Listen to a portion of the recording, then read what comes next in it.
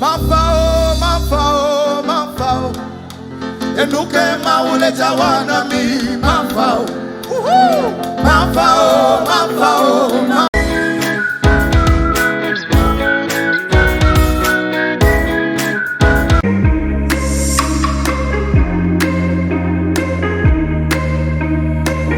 Mars 2022, nous nous retrouvons encore dans l'émission Mon Monde avec Sandra Chaline. Vous savez tous que nous avons l'habitude d'accueillir nos invités. Il n'y a pas que les artistes, il n'y a pas que les médecins, les tradis, thérapeutes et tout. Aujourd'hui, nous nous retrouvons avec un homme de Dieu. On va se retourner encore vers lui. Il va se présenter comme d'habitude. On va le connaître et on va apprendre beaucoup de choses aujourd'hui. Alors, bonsoir, homme de Dieu. Shalom. Comment est-ce que vous allez? Super bien par la grâce du Seigneur. Super bien, hein? Hyper bien, je peux Malgré la crise? Et la crise ne concerne pas un enfant du royaume parce que l'enfant du royaume ne vit pas sur la terre, mais dans les cieux étant sur la terre. Ça commence déjà bien. Nous sommes dans ce monde, mais pas de ce monde. Oui, c'est vrai. C'est ce qu'on dit souvent. Donc, on n'est pas concerné par ce qui se passe sur la terre. Parce que nous avons quelqu'un qui est au-dessus de la terre qui nous apporte. C'est comme quelqu'un qui est au Togo et qui a un parent aux États-Unis. Il ne dépend pas du Togo, il dépend de son frère qui lui apporte les Western. Donc ça veut dire que même si vous souffrez sur lui, papa apporte tous les jours. Tout va bien. C'est fort. Amen. En tout cas, on aimerait te connaître quand même. Super. Mon nom c'est le prophète David Baïré ou encore PDG très simplement. Ce sont mes initiales, prophète David Baïré encore. Okay. Je suis pasteur résident de l'église évangélique Antioche. Nous sommes situés au niveau de Adido Gomé Wonyome et père de famille, père d'un enfant. Je pense que c'est là. Félicitations en tout Merci cas par beaucoup. rapport à l'enfant, parce que ce n'est pas donné à tout le monde d'avoir un enfant. C'est une grâce. Il y a des gens qui ont beaucoup d'argent mais n'arrivent jamais à enfanter. Donc c'est une grâce. Nous prions que Dieu les fasse grâce d'avoir également leur enfant au nom de Jésus-Christ. Amen. Alors pour commencer, nous allons prier pour confier ce moment au Seigneur. Excellent Père, nous te confions ce moment entre tes mains. Merci de bénir ceux qui nous suivent. Merci de faire de ce programme une source de bénédiction pour tous ceux qui nous entendent par le monde entier. Change les destinées. Prends le contrôle de ce temps. Au nom de Jésus, nous avons prié. Amen. Alors, vous avez dit que vous êtes prophète. Prophète de l'Éternel. Quelle est la vraie définition d'un prophète? Si on veut prendre, il faut d'abord comprendre que la Bible a été écrite en 3 langues. En hébreu, en grec et en araméen. Et le terme prophète en grec signifie porte-parole ou encore avocat. Donc le prophète, c'est le porte-parole de Dieu. C'est celui qui parle au nom de Dieu. Le prophète, ce n'est pas seulement que celui qui annonce l'oracle ou annonce l'avenir. Ça, c'est aussi le rôle d'un devin. Mais le prophète va dans une autre dimension approfondie en étant le porte-parole de Dieu. Tout le monde parle, mais tout le monde n'est pas porte-parole du gouvernement. Donc le prophète, c'est le porte-parole de Dieu, celui qui est entre le peuple et Dieu. Parce que si on veut aller dans le terme prophétique, selon Exode, la première personne que Dieu appelle prophète en Exode, ce n'est pas Moïse, c'est Aaron. Dieu dit à Moïse, je te fais Dieu pour Pharaon, mais il dit, Aaron sera ton prophète. Or, Aaron interprétait, Aaron traduisait ce que Moïse disait parce que Moïse bégayait. Donc le prophète, c'est l'interprète. Ça veut dire quand Dieu est en train de dire rabababa, le prophète entend, cette femme s'appelle Akou, elle est née le 24. Le prophète interprète. C'est celui qui a la capacité d'interpréter Dieu sur la terre, de donner l'oracle de Dieu à quelqu'un. Il y a beaucoup de définitions du prophétique, mais je m'arrête juste là pour ne pas être trop long. Est-ce qu'un prophète peut être aussi quelqu'un qui guérit les malades, etc. Ou bien ça, c'est pour juste les pasteurs? Non, en fait, il faut comprendre qu'il y a les dons ministériels et il y a le ministère. Le ministère prophétique est différent du don prophétique. Je peux prophétiser sans être prophète. J'ai le don prophétique, mais je n'ai pas le ministère prophétique. C'est différent. Il y a aussi la grâce prophétique. Par exemple, je peux prier pour toi maintenant, et tu vas commencer par voir. Tu n'es pas une prophétesse, mais tu as eu la grâce par un transfert prophétique de pouvoir opérer. Il faut comprendre essentiellement que le ministère, c'est exactement ce qui se passe au niveau des 5 doigts de la main. Là, c'est l'apôtre. Et là, c'est le prophète. Le prophète, c'est celui qui indique. C'est l'index. Celui qui indique, qui recadre, qui donne une directive. Et là, ainsi de suite, nous avons. Donc, tu peux être prophète, avoir un don de guérison, un don de miracle. Ça c'est les dons. Mais le prophète a la capacité de guérir. Et parce que tout ce que Dieu appelle, Dieu les équipe. Donc, dans l'équipement de Dieu, personne n'est quadrillé ou personne n'est spécifique. C'est comme dans la médecine. Tout le monde a d'abord la vocation généraliste avant d'être spécialiste. Ça veut dire qu'un dentiste peut te prescrire un médicament contre le palu parce qu'il a quand même côtoyé de ses semaines. Donc un prophète peut aussi guérir, il peut aussi être comme un pasteur pour conseiller. Parce que le prophète n'est pas là pour conseiller, ça va aller, non. Lui, il vient pour parler. Mais parfois, nous, les prophètes, jouons même le rôle des pasteurs, souvent le rôle même des psychologues, parce qu'il y a des chrétiens dépressifs. Donc un prophète est celui qui peut faire plusieurs choses à la même en une seule fois. Alors, prophète, quels sont les critères pour reconnaître un vrai chrétien? Waouh, superbe question. Je pense que pour être bref, il faut d'abord savoir que le thème chrétien, pour la première fois, nous le voyons dans la Bible à travers Actes chapitre 11, verset 26. Il dit là-bas, ce fut à Antioche pour la première fois que les disciples furent appelés chrétiens. Avant, on ne disait pas chrétien, on disait disciples. Maintenant, Antioche, pour un bref rappel, notre église, c'est l'église évangélique Antioche. Donc, je suis bien placé pour vous expliquer cette affaire. Qu'est-ce que ça veut dire? Ça veut dire qu'ils ont vu la vie de ses disciples. Elle était identique à celle du Christ. On dit, on va les appeler chrétiens. C'est comme on voit un enfant, il ressemble tellement à son père, on dit non, lui là c'est l'enfant du prophète David. Il ressemble, il dit qu'on n'a pas besoin d'aller faire test ADN. Le chrétien, c'est celui qui, numéro un, ressemble à Christ dans sa vie. Le christianisme n'est pas un titre. Le christianisme n'est même pas une religion, c'est une relation. Parce que la religion, c'est l'homme à la recherche de Dieu. Mais le christianisme, c'est Dieu à la recherche de l'homme. Car Dieu a tant aimé qu'il a envoyé. Donc un chrétien, c'est celui qui passe sa vie, démontre son appartenance au royaume des cieux. Pour être bref. Donc, un chrétien n'est pas forcément la personne qui, chaque fois, s'habille avec un boubou de la tête jusqu'aux pieds, des foulards et tout. Parce que paraît-il que, selon nos accoutrements, on peut reconnaître un chrétien ou pas. Donc, si c'est pas ça. There's a difference between church members. Les maquillages, etc. Les chrétiens ne font pas ça normalement, paraît-il. Celui qui a dit ça est possédé, il doit être délivré. Envoyez-le à moi. Celui qui dit qu'un chrétien ne fait pas les maquillages. Les fossiles. Et Pourquoi? Pourquoi on ne fait pas ça? Parce qu'ils disent que... Qu'ils me montrent un verset biblique où Jésus a dit on ne fait pas ça. Qu'ils arrêtent de prendre leurs émotions. Vous savez, la vie chrétienne n'est pas une vie émotive, c'est une vie spirituelle. Et aujourd'hui, j'ai constaté un fait. Vous savez, excuse-moi d'abord avant de répondre, pourquoi aujourd'hui la sanctification n'est pas totale? C'est à cause des pasteurs que nous sommes. Pourquoi? Parce qu'on a mis l'accent sur la sanctification corporelle. Or, la sanctification commence d'abord par la sanctification de l'esprit, de l'âme et du corps. Si on commence par le corps va dominer l'esprit. Mais quand on commence par l'esprit, l'esprit domine le corps. L'homme n'est pas fait corps, âme, esprit. Il est fait esprit, âme et corps. Commençons par l'esprit. Quand ton esprit est sain, il va donner des signaux à ton âme qui communiquera à la chair et la chair finira. Donc tout commence par le monde spirituel. Et laissez-moi vous choquer. Il y a des jeunes filles que vous voyez avec des fossiles, des faux gens qui sont plus saintes que les femmes qui jouent les morts maris mettent Jésus dans les églises. Vous les voyez, elles ne sont pas vierges, elles sont perforées de partout. Mais il y a des filles qui ont une apparence vulgaire, mais qui sont plus... Non, attention. Les chrétiens jugent beaucoup, hein, oui. Franchement. Et laissez-moi vous dire que le seul domaine dans lequel même le plus haut spirituel échoue, c'est le domaine de l'apparence. Oui, oui. Dieu a dit au grand prophète qu'on appelait Samuel, l'homme regarde l'apparence, mais moi, il regarde le cœur. Si vous voulez regarder l'apparence, vous allez taper poteau comme on dit chez nous. Ouais. Mais si vous pouvez sonner, parce que Dieu ne regarde pas l'apparence, Dieu sonne les cœurs et les reins. Dieu n'a rien à voir avec l'apparence. La preuve en est que Jésus, notre sauveur, n'avait ni beauté ni éclat pour nous séduire. Ça veut dire que Dieu n'a rien à foutre avec l'apparence. Donc ne regarde pas mon apparence, mon accoutrement pour me juger. Regardez le cœur. Aujourd'hui, à cause de l'apparence, on a fait des hypocrites qui ont une bonne apparence, mais à l'intérieur, ils ont renié la piété, Timothée et beaucoup de passages dans la Bible. Donc, ne regardons pas l'apparence. Le chrétien n'est pas reconnu par son accoutrement. Dieu n'est pas un styliste. Dieu n'est pas un tailleur. Dieu n'a que foutre de ton mode vestimentaire. Le plus important pour Dieu, est-ce que tu vis une vie en conformité avec le royaume des cieux? Est-ce que ton cœur est semblable au cœur qui t'a dit? Beaucoup de chrétiens disent qu'ils sont chrétiens, mais ils ont du mal à pardonner les prochains. Tu n'es pas un chrétien, tu es un chrétien. Beaucoup disent qu'ils sont des pasteurs, mais ils n'arrivent pas. Non, tu n'es pas un pasteur, tu es une pastèque. Il faut qu'on redéfinisse des termes étymologiquement, originalement et originellement. Ils ont regardé la vie des chrétiens, on a dit que ça ressemble à Christ. Ouais. Un chrétien qui n'est pas capable de pardonner son prochain, en quoi il est chrétien? Laissez-moi vous dire que le plus grand don, ou bien la plus grande chose, ce n'est pas ce que nous pensons, mais c'est l'amour. Et voient même des chrétiens, quand ils voient des païens, ils disent non, moi je ne peux pas m'asseoir avec eux. Des païens comme ça, ils iront en enfer. Qui t'a dit? Tu as la liste de ceux qui vont au ciel. La Bible dit que vous allez vous tromper beaucoup. Écoutez-moi bien. Ça veut dire que le gars que tu appelles païen, souvent il est plus chrétien que toi. Oui, parce que laisse-moi dire que le gars aussi que tu appelles chrétien, souvent il est plus païen que toi. La Bible dit que Satan peut se déguiser en ange de lumière. Ça veut dire que les gens peuvent se déguiser, mais dans le fond, ils ne sont pas ce que vous pensez. C'est pourquoi aujourd'hui, on a ce qu'on appelle le phénomène de croissance des faux prophètes.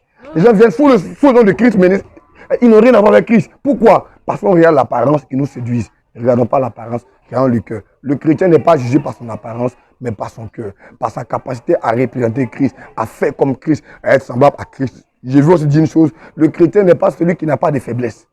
Parce qu'il y a une différence entre le faux et le faible. Avoir une faiblesse ne veut pas dire que tu es faux. Non. Être faux ne veut pas dire que tu es faible. Donc, il n'y a pas que parce qu'il a une faiblesse, dit qu'il n'est pas chrétien. Non. Chaque homme étant dans cette chair-là, dans ce corps-là, tu auras des faiblesses. C'est pourquoi il a dit le juste tombe 7 fois, mais il se relève. Toi qui tombes et qui te dis que tu n'es plus chrétien, tu es encore chrétien. Parce que, écoute-moi bien, je suis par exemple un Ivoirien. Même si je suis au Togo, je suis toujours Ivoirien. Même si je me blesse, je suis toujours Ivoirien. Il dit que peu importe ce que tu fais, tu l'es. Donc, on doit maintenant t'enseigner d'autres choses pour que tu comprennes. Je pense que j'ai un peu répondu. Ah oui, beaucoup. Amen. En tout cas, on a compris beaucoup de choses. Amen. Parce qu'il y a beaucoup de gens qui jugent selon l'apparence, alors que normalement c'est faux. Si tu peux me permettre de dire quelque chose, oui. Matthieu 7, verset 1, il dit ne jugez point de peur d'être jugé. Ouais. Souvenez-vous de Jésus qui regarde une femme prise en flagrant délit d'adultère. On dit que la loi de Moïse a dit qu'on doit lapider. Normalement, Jésus devait faire appliquer la loi. Il a dit que non. Le chrétien n'est pas celui qui applique la loi. Le chrétien, c'est celui qui applique la miséricorde. Celui qui applique la grâce. Parce que, il dit, prends garde, toi qui es debout, de tomber. Tu peux aussi tomber. Celui que tu trouves aujourd'hui dans le monde, que tu lapides, tu peux te retrouver à sa place demain. La vie, c'est la roue. Donc, à cause de ce genre de choses, il est proscrit aux chrétiens de juger. Un chrétien qui juge n'a jamais été chrétien. Et je vais ouvrir une parenthèse. Vous allez voir que la plupart des pasteurs entre griffes qui jugent beaucoup les gens, vous allez remarquer que les enfants sont les plus bandits. Les enfants couchent avec les enfants comme les enfants de Samuel. Ils volent les 10 000 les offrandes. Pourquoi? Parce que le papa juge trop. À cause de toi, ton enfant est un bandit. Donc, à cause de toi, ton enfant ne doit pas être un bandit. Arrête de juger. Calme-toi. Quand tu vois quelqu'un dans le péché, prie pour lui. Intercède pour lui. Et Dieu va le relever. Que Dieu nous bénisse. Amen. Alors, prophète, on ne peut pas parler de chrétiens, surtout charismatiques, sans parler du parler en langue. Cabrando dos. Aïe, c'est notre langue maternelle. La dernière fois, j'avais suivi une vidéo et il y a un prêtre vaudou qui disait le parler en langue, ça vient de chez eux. Et aussi, il y a des gens qui rentrent en transe. On sait aussi que les gens de vaudou aussi rentrent en transe. Les gens de vaudou aussi parlent en langue et tout ça et tout ça. Est-ce qu'on apprend à parler en langue? Est-ce que c'est vrai que ça vient du Saint-Esprit? Parce que ça commence par donner une certaine confusion par rapport au sujet. Ok, j'aimerais dire que d'abord, il n'y a pas de confusion ni de nuances. Dans la mesure où nous comprenons la chose, il n'y a aucune confusion. Le Togo parle sa langue, ça n'empêche pas l'Afghanistan de parler sa langue. Ça n'empêche pas les États-Unis de parler. Chacun a sa langue. Dans tous les cas, tout le monde aura sa langue. Parce que les vaudous seulement ne parlent pas. Même les Raéliens parlent en langue. Les francs-maçons ont leur langue. La rose, quoi. Si je veux parler des choses, des gens diront que je suis dans les sectes. C'est pourquoi je ne veux pas rentrer. Chacun a son parler en langue. Parce que là, nous sommes dans les réalités spirituelles. On n'est pas d'abord dans les réalités bibliques ou dans les réalités... Oh my God. Donc, dans les réalités spirituelles, chacun a son parler en langue. Et dans notre patois, on a le rabachaka, rabo, katou, ça c'est chez nous. Donc, chacun a pour lui. Et maintenant, il y a aussi la différence des langues. Moi, je peux faire la différence entre le parler en langue d'un Ekanka, d'un Ekis, comme on le dit, d'un franc-maçon, d'un raélien, d'un vaudou, de toutes ces personnes. Parce que même les féticheurs parlent en langue quand ils font l'incantation. C'est un parler en langue. Mais chacun a pour lui. Maintenant, pour ceux qui disent que ça vient de chez eux, ils ont un problème. Celui qui a créé tout s'appelle Dieu. À la base, il n'y avait pas plusieurs langues. C'est à la confusion de la tour de Babel que Dieu a confondu les langages. Maintenant, quand les langages ont été confondus, le monde s'est dispersé. Acte chapitre 2, au jour de la Pentecôte, Dieu voulait rassembler les nations. Il a envoyé le parler en langue. La Bible dit qu'on entendait les gens parler l'arabe, l'aramien. Par exemple, un Togolais pouvait parler l'arabe. Dieu voulait rassembler les gens parce qu'il avait dispersé les gens autrefois. Et il a dit qu'il y a des langues des hommes et des langues des anges. Ça veut dire que le parler en langue n'est pas seulement arabe à chacun. Je peux être par exemple un Togolais qui n'ai jamais parti à l'école et Dieu me fait grâce de parler la langue du Portugal. Oui, c'est ça que je parle en langue. La langue des hommes et la langue des anges. Donc le Saint-Esprit enseigne. Le parler en langue ne s'apprend pas. Ce n'est pas une langue comme le français ou le hébreu pour dire qu'on va t'apprendre. C'est une langue qui s'apprend par le Saint-Esprit. C'est lui qui t'inspire. Bon, tu peux te baptiser et recevoir comme le Père baptiser et parler. C'est-à-dire que tout dépend de Dieu. C'est pourquoi je précisais que nous sommes dans les réalités spirituelles, on n'est pas d'abord dans les réalités physiques. Le monde spirituel ne peut pas être compris, excusez-moi le terme. Si tu comprends Dieu, Dieu n'est plus Dieu. Si tu comprends un prophète, il n'est plus prophète. C'est pourquoi souvent vous n'arrivez pas à comprendre les hommes de Dieu. Un homme de Dieu où Dieu est un mystère. Donc tu ne peux pas cerner un mystère. Voilà, ce qui fait le mystère, c'est l'incompréhension du mystère. Donc le parler en langue ne s'apprend pas. Qu'on ne vous trompe pas pour dire non, on met un tableau, ça veut dire ça. Non, c'est Dieu qui apprend. C'est Dieu qui t'enseigne. C'est pourquoi d'autres peuvent parler en langue, mais n'ont pas l'interprétation du parler en langue. D'autres parlent rabaraba, il ne sait pas ce que ça veut dire. D'autres parlent et Dieu lui dit ça veut dire ça. Donc, il y a laissé ça, c'est des réalités spirituelles. Je veux seulement dire pour finir aux gens, quand tu n'es pas spirituel, ne mets pas ta bouche dans les affaires spirituelles. Le problème du monde a commencé le jour où le docteur a voulu parler des affaires du carpinta. Où le footballeur a voulu parler des affaires du pasteur. Des domaines diamétralement opposés. Tu ne me connais pas à demander. Tu ne comprends pas, viens nous voir, on va t'enseigner. Si tu comprends la médecine, reste là-bas. Tu comprends l'enseignement. Chacun reste dans son couloir. Je pense que le monde va avancer. Et c'est tout. D'accord, merci beaucoup. Est-ce que j'ai pu répondre quand même? Ah oui. Merci. Alors, dites-moi, est-ce qu'on peut se marier par prophétie? De nos jours, voilà, il y a des gens qui disent, mon pasteur m'a dit, c'est toi. Vous voyez ce que je veux dire? Mon pasteur m'a dit que c'est toi. D'abord, je vais répondre. Les gens qui disent qu'ils se sont mariés par prophétie sont des hypocrites et des menteurs et des irresponsables. Oui, attends, il me touche la caméra. Tous ceux qui vous ont dit une fois, ils sont mariés par prophétie, sont des menteurs, des hypocrites et des irresponsables. C'est moi qui dis ça. Prophète Ali Bahiri. Pourquoi? Si je viens, Sandra, je te vois là, je te montre un gars là-bas fou, il te dit qu'il va le marier. Tu sais que tu as parti le marier. Il y avait d'abord une attirance en ces personnes-là. Donc, ils ont pris le pasteur comme un bouc émissaire. Et même, ils étaient fonds de la gouille il y a longtemps. Ils ne savaient pas comment partir. Donc, quand le pasteur a fait la mamaille pour eux, ils ont aimé la fête. Ne venez pas dire que le pasteur... Le même pasteur, s'il te dit que prends ton argent pour apporter tout, tu n'apportes pas tout. Pourquoi tu as prophétisé que tu as accepté? Tu avais des prédispositions. Ou bien tu avais un béguin pour la fille ici. Donc, il faut d'abord reconnaître. Le problème du monde a commencé le jour où l'homme a été irresponsable.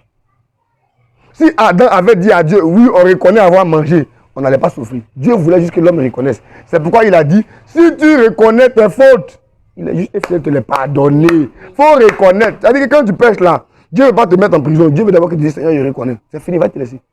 Quand vous êtes irresponsable, c'est que ça entraîne. Donc, numéro 2. Numéro 1, ils ont d'abord menti.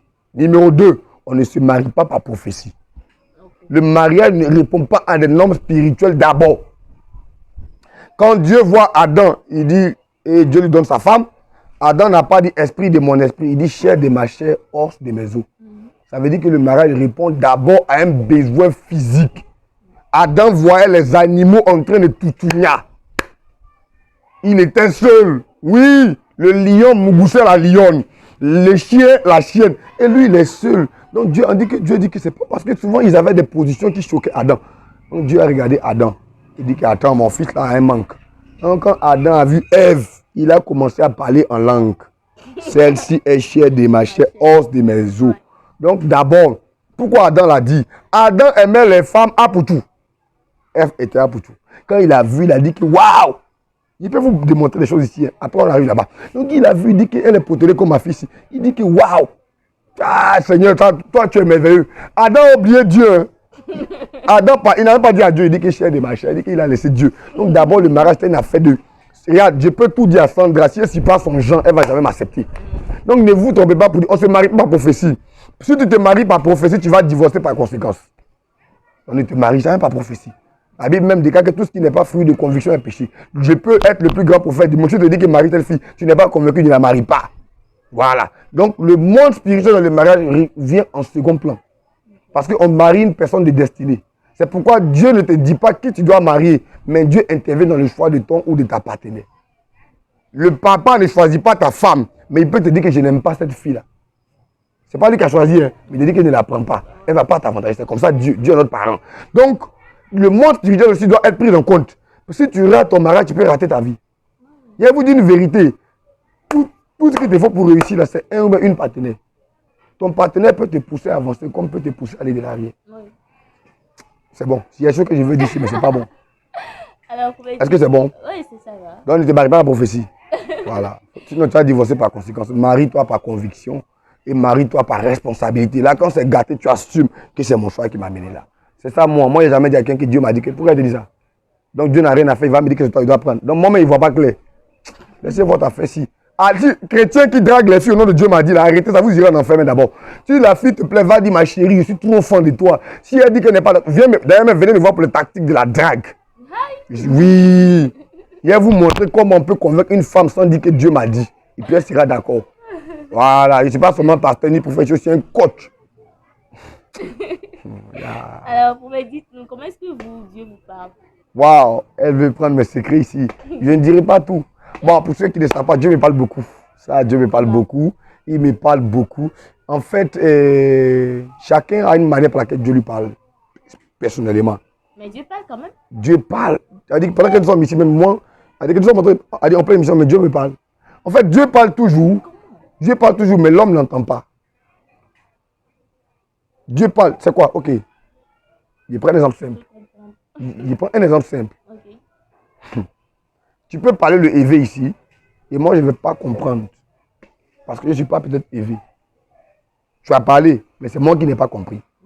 Tu peux parler, et je n'ai pas entendu. Là, je viens de parler, tu as parlé, mais je n'ai pas compris. Oui. Tu peux parler et je n'ai pas entendu parce que je suis sourd. Oui. Beaucoup sont sourds dans le monde spirituel. Comment Beaucoup sont aveugles dans le monde spirituel. Donc, ils n'arrivent pas à voir et à entendre. Sinon, Dieu parle à tout le monde. Et le premier prophète par lequel Dieu parle à tout le monde, c'est ton songe, c'est ton rêve. Ouais.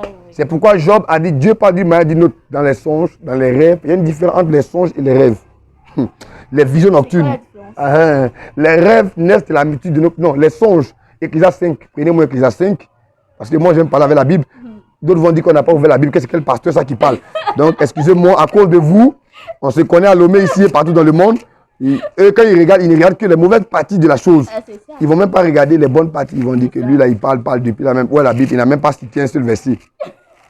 Il est rétrograde. Que Dieu vous pardonne là-bas au nom de Jésus. Amen. Tu es béni, ma fille. Tu vas aller au ciel sans mourir. Ecclésiaste 5, verset 2. Oui. C'est ma Bible, la Sainte Bible de tu vois comment c'est grosse, non? Voilà, donc c'est pour te dire qu'il y a la Bible ici. Il dit, car si les songes naissent de la multitude des occupations, ça veut dire que les songes là, par exemple, on est ici, et la nuit tu dors, tu revois ça, ce n'est pas un rêve. Ah, ok. C'est un songe. Okay. Ça naît de ce que tu avais vu dans la journée. Ah, ok. Donc, ça veut dire que prochainement, je vais parler des autres choses. D'ailleurs, même là, avant que je parle, vous devez faire d'abord l'offrande. Je m'arrête là. Voilà. Donc, il y a les songes. Prochainement, quand je reviens, il parle des rêves et des visions nocturnes. Dites-nous, parce qu'on se comprend. Il y a des psychologues, il y a des psychopathes, ce genre de personnes et tout ça. Ils disent que c'est comme ça, c'est ce que tu imagines. Ça, c'est les songes. C'est ce que je viens d'expliquer, non? Ça, c'est les songes. Okay. Ça naît de l'habitude de nos pensées et de nos occupations.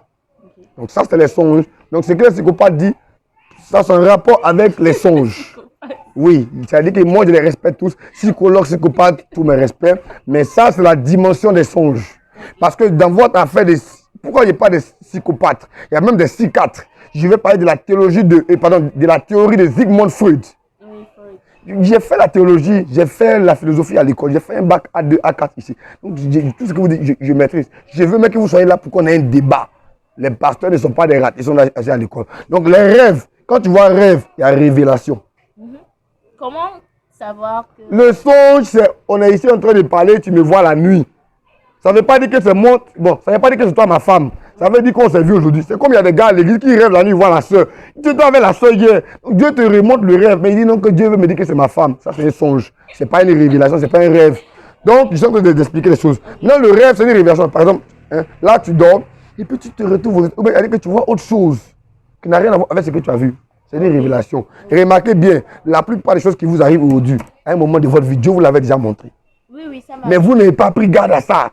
En fait, tu n'as pas besoin d'être prophète pour que Dieu te parle. Dieu parle à tout le monde. Même à Satan, Dieu lui parle. Oui. Dieu parle à tout le monde, je précise. Donc ne dites pas que le rêve, c'est la révélation. La dimension révélation du songe. Oui. Et les visions nocturnes, souvent il fait nuit, tu n'es pas en train de dormir, tu n'es pas éveillé et tu as une vision. D'autres sont souvent éveillés et puis ils commencent à voir. C'est-à-dire que tu es là. En priant aussi. Oui, voilà. Donc les visions nocturnes. Et il y a aussi ce qu'on appelle l'extase. Tu es entre le sommeil et la réalité. Et puis tu entends la soeur en train de parler. Effectivement, tu dis, attends, tu m'appelais? Elle dit que oui, tu m'appelais. Donc il y a aussi ces choses que vous devez comprendre. Donc Dieu parle d'abord par les rêves, les songes et tout. Et qui vient dire. Numéro 2, Dieu parle par personne interposée. Par exemple, on est ici et elle peut venir me dire, prophète, Dieu me dit que tu auras une 4x4. C'est Dieu qui m'a parlé. Par elle, je ne dois pas dire non, qui es-tu pour que je te parle par moi. Dieu peut vous parler par un par un. Je vous donne un témoignage. J'étais parti en Côte d'Ivoire et je partais chez un ami prophète. On a garé le taxi, là-bas, je n'ai pas de voiture. Et on rentre dans la cité, il y a un gars qui vient, qui sent l'alcool. Okay. Il est ivre.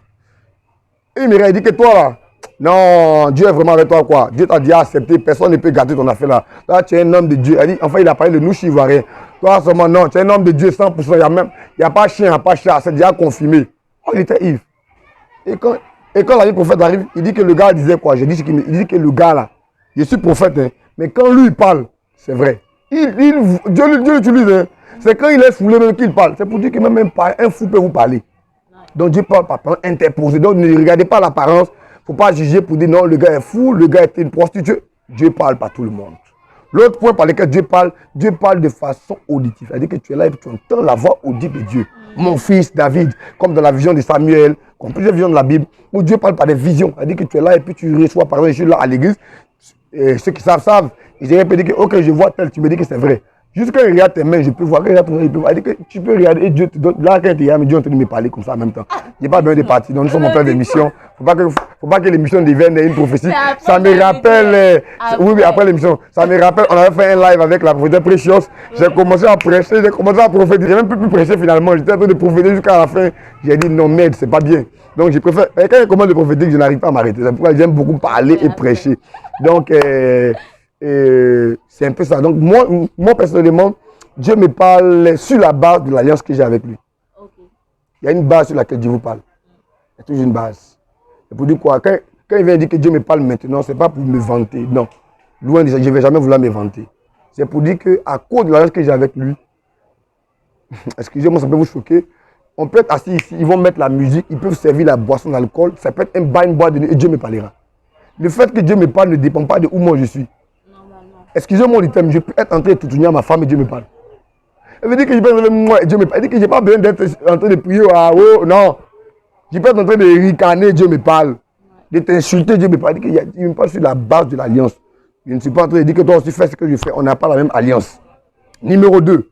Dieu me parle moi de façon fréquente par le fait d'entendre sa voix et de voir sa vision.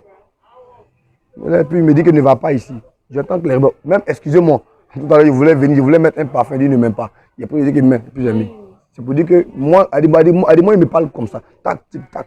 Ou bien, il m'arrête et dit que, ok, tu t'appelles Sandra, tu dis oui. Et puis, je demande à Dieu mon cœur. Et Dieu me parle comme ça. Mais je ne vais pas rentrer en profondeur, je vais juste rester ici pour ne pas que d'autres me démystifient. Il y a encore une autre question concernant les rêves. Paraît-il que le diable aussi donne des rêves? Oui, le diable donne. Ok. Comment savoir? Ok, je vais redéfinir les choses. Je l'avais dit tout à l'heure, la vie est d'ordre spirituel, émotionnel et charnel. Okay. Donc, quand on dit spirituel, tout ce qui est dans le monde des esprits peut parler. Okay. Le diable peut parler, les esprits de famille peuvent te parler, les démons peuvent te parler, ce n'est pas seulement le diable. Les sorciers, ok, je peux arriver ici, par exemple. Ok, ça m'est déjà arrivé, un jour j'ai prié pour un monsieur à l'église, et la nuit arrivée à la maison, l'esprit de sa famille est venu me trouver. Ne prie pas pour lui. Et devant Dieu, ils m'ont dit que si tu ne pries pas pour lui, on va te faire du bien. Souvent, nous sommes confrontés à des chantages ou bien à des deals. Ils vont dire que tel là ne prie pas pour lui, on va te donner l'argent, on va faire ça pour toi. Souvent, ce n'est pas le diable, c'est, excusez-moi du mot, c'est l'esprit des eaux. Pardon, le démon des eaux. La mamie. Parce que ne confond pas l'esprit des eaux au démon des eaux. Dieu a aussi l'ange des eaux. Oui, dans l'Apocalypse, prochainement, on parlera de ça. Il y a l'ange des eaux et le démon. Donc, rectificatif, on ne chasse pas l'esprit des eaux. Il faut même couper la vidéo, faire la face de tout le monde. On ne chasse pas l'esprit des eaux, mais on chasse le démon des eaux. Quand tu chasses l'esprit des eaux, tu chasses aussi l'ange des eaux. Les plus grandes richesses ne sont pas sur la terre, ils ne sont pas au ciel, mais dans les eaux. Prochainement, on parlera de ça. Donc, le démon des eaux peut venir te parler. La mamie, comme on appelle ici, mamie Wata, peut venir te parler. Ce n'est pas Dieu qui t'a parlé. Parce que là-bas, ils ont l'esprit de prophétie. Les gens voient à partir de l'eau. Ils voient dangereusement. Ils peuvent te donner une eau, on lave ton visage, tu vas commencer par voir. On connaît toutes ces choses-là. Voilà. Là, nous sommes toutes ces choses-là parlent. Ça, c'est le spirituel. Ce n'est pas que Dieu qui parle. Satan aussi parle. Les démons parlent. Les autorités parlent. Tout parle. Maintenant, si je règle tout de suite, comment savoir que c'est Dieu? C'est pourquoi tu as besoin d'un homme qui peut te traduire, mais t'interpréter sans pour te dire que là, c'est comme, ok, tu peux faire un son et tu vois ton pasteur te poursuivre. Le diable peut prendre l'image de ton pasteur pour te poursuivre. Ce n'est pas que ton pasteur soit chez nous. Donc, d'abord, il nous faut pour savoir ça, le don du discernement des esprits. La Bible parle du discernement des esprits. Il n'a pas de discernement. Quand tu as ça, tu sais discerner quel est l'esprit qui me parle, quel est l'esprit qui ne me parle pas. Numéro 2, tu vas faire ce qu'on appelle une étude criminologique. En criminologie, on va te poser à qui profite le meurtre. Ok, par exemple, ce que je viens de recevoir là, à qui ça profite? À Dieu ou au diable? C'est comme j'ai fait un son et puis Dieu me montre que mon frère en Christ est un impudique. Oui. Ça profite à qui? C'est au diable, ça profite. Il est en train de me pousser à devenir pécheur. Donc quand tu vas, il y a des choses simples que tu vas regarder, tu vas dire ça c'est pas Dieu. Ça c'est le diable. Par exemple, vous êtes avec votre femme Oui. et puis vous rêvez que c'est comme ça, elle couche avec un autre homme. C'est Dieu ou c'est Satan? Non, Ça ne profite pas à Dieu normalement. Non, ok. Et en fait, il faut que je regarde encore les choses. Ça fait partie des rêves. Dieu peut te montrer que ta femme te trompe. C'est pas le diable. Tu vois. Dieu te dit que mon frère, on est en train de te tromper ici. Il faut divorcer vite. Sinon, tout le quartier va passer par là et tu seras ridicule. Donc, quand il dit que Dieu ne me montre pas, je ne suis pas en train de dire que Dieu va vous montrer des choses comme ça. Hein. Mais il y a des choses que Dieu ne vous montrera pas, mais que c'est le diable qui vous montrera. Le problème, c'est qu'on ne saura pas si c'est Dieu. Voilà, donc il faut faire appel à des prophètes ou à des hommes de Dieu authentiques, à qui Dieu parle réellement pour te dire que ça c'est le diable, ça c'est Dieu. Voilà. Parce qu'il ne faut pas leur donner toutes les technologies ici. Ils vont commencer à dire que non, on n'a plus besoin de partir à l'église, on peut rester à la maison. Voilà, l'hôpital, le docteur va te consulter. Moi, j'ai fait récemment un rêve la dernière fois. Moi, je vais le dire ici un peu en public. Okay. J'ai rêvé qu'il y a un grand artiste togolais. Oui. Je n'ai pas d'affinité avec cette personne-là. Oui. On ne se parle pas. On est juste amis sur Facebook, mais on ne se parle pas. Oui. Qu'il a eu un accident de voiture, il va mourir. Ok. Enfin, souvent, je fais des rêves. Et la plupart de ces rêves, ça se réalise. Avant que tu n'avances, je vais d'abord dire deux choses. Numéro 1, tu es une prophétesse et ça toi-même tu le sais, mais tu t'abuses. Après, tu vas nous rejoindre. Numéro 2, devant Dieu, j'ai appelé un évangéliste ici au Togo. Le jour que notre artiste Juliano avait fait l'accident, où la voiture s'est brûlée, il a dit que mon frère, je viens à peine de rentrer en ligne, j'ai vu ce que tu as publié. Mais j'avais vu, il dit non, d'un autre artiste, c'est pas lui. Peut-être que c'est le gars que tu as vu, après on parlera une box par ici. J'ai vu clairement ce que tu viens de dire, devant Dieu. Et on peut appeler le gars, il va confirmer, il s'appelle Daniel Dangote. Il va dire qu'effectivement, que le prophète m'a dit, donne le nom, que prions pour tel. Mais Dieu s'est Juliano de prier parce que j'ai vu ça. Ce que tu viens de dire est vrai. Prie pour la personne. J'ai prié, après je lui ai écrit en inbox alors que je n'avais pas d'affinité. Il m'a juste répondu avec un pouce comme ça. Donc c'est fini, il faut le laisser. S'il est mort, c'est pas toi. Toi, tu as transféré ton message. J'avais eu peur au prophète parce que je me disais, je n'ai pas d'affinité avec lui. Si je lui dis ça. Tu as une prophétesse, Dieu ne te parle pas d'affinité. Dieu nous parle souvent des pays. Dieu nous parle souvent des gens qu'on ne connaît pas. Un prophète n'a pas besoin d'affinité. Je peux être là et puis Dieu me parle d'un gars qui est d'un village que je ne connais pas. Choquée, je me dis, mais pourquoi moi? Pourquoi c'est moi on envoie? Oui, toi parce que tu as... Regarde, je vais te dire une vérité devant tout le monde aujourd'hui. Et toi, tu es une personne que le monde peut écouter facilement que moi.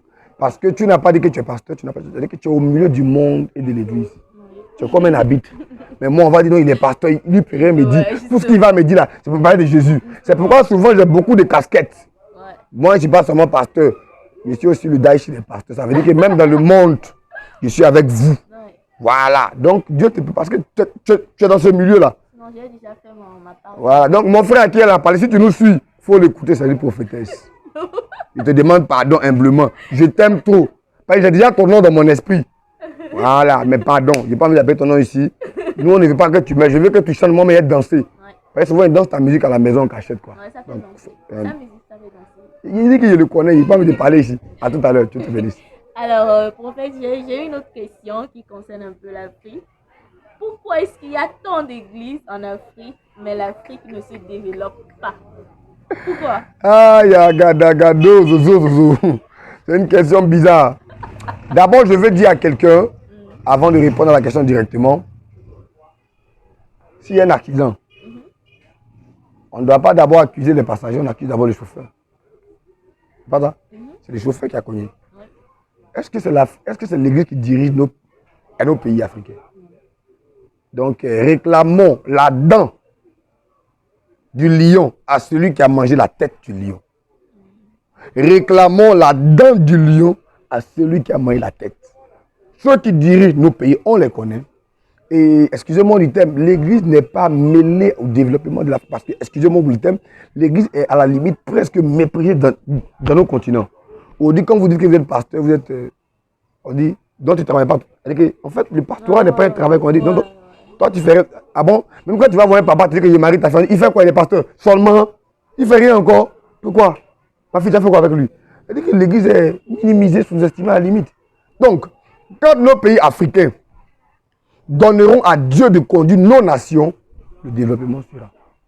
Si on nous donne l'opportunité de piloter et qu'on ne voit rien, je n'ai pas dit que l'Église doit prendre la tête du pouvoir, mais on doit consulter l'Église. Regardez un pays comme l'Allemagne, c'est tous les intellectuels ici, donc c'est pourquoi je vais prendre un exemple. Après les guerres mondiales, l'Allemagne s'est retrouvée en crise. Ils ont payé des territoires comme l'Alsace, Lorraine et autres en cours d'histoire. Je n'apprends rien à personne. Mais comment l'Allemagne a réussi à remonter la pente? L'Allemagne avait commencé à payer ses dîmes en Israël, demander à la grande chancellerie allemande. Donc, c'est des choses qui ont permis, même la Côte d'Ivoire, autant de Laurent Gbagbo, il y avait la crise. Mais pourquoi la Côte d'Ivoire arrivait à être épanouie? Le président Gbagbo payait les dîmes en Israël. Moi, je vous explique des choses ici. Là, parce que beaucoup nous suivent. Si je mens, ils pourront rectifier. C'est pourquoi je dis ça en direct ici. Donc, numéro 1, l'Église n'est pas associée au développement. Pourquoi vous voulez que l'Église développe l'Afrique? Numéro 2, le plus important n'est pas la présence de l'Église. Est-ce que vous savez que vous pouvez avoir de l'eau chez vous et avoir soif? Il peut y avoir un robinet, si tu n'as pas ouvert, comment tu vas boire? C'est pour dire que le plus important n'est pas d'avoir une chose, c'est ta capacité à utiliser la chose. Tu peux avoir une femme et manquer le sexe parce que tu n'as pas tout. Le plus important n'est pas que l'Église soit là, mais c'est comment vous utilisez l'Église. Donc l'Afrique doit utiliser l'Église. Numéro 3, on va dire que, ok, prophète, on a compris, mais beaucoup vont à l'Église, mais on ne voit pas ce qu'ils font. Vous partez à l'Église. Bon, maintenant, vous posez une question. Qu'est-ce que vous aussi faites de ce qu'on vous apprend à l'Église? Est-ce que vous savez que le changement de votre vie ne dépend pas de la prophétie que vous recevez, mais de l'instruction prophétique à laquelle vous obéissez? Je répète. Le changement de votre vie ne dépend pas de la prophétie que vous écoutez, mais de l'instruction prophétique à laquelle vous obéissez. La Bible a dit en Deutéronome 28, verset 1, si tu obéis à la voix de ton Dieu, il te donnera ça. Que tout ce que nous faisons est conditionné à l'obéissance. Je peux être pasteur. Si je n'obéis pas au principe de la prospérité, je serai pauvre.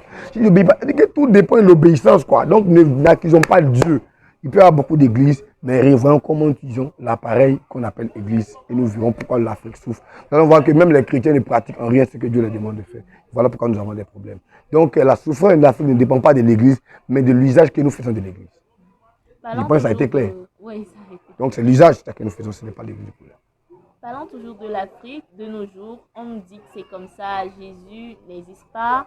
Que les Blancs nous ont apporté la Bible, le christianisme juste pour nous coloniser.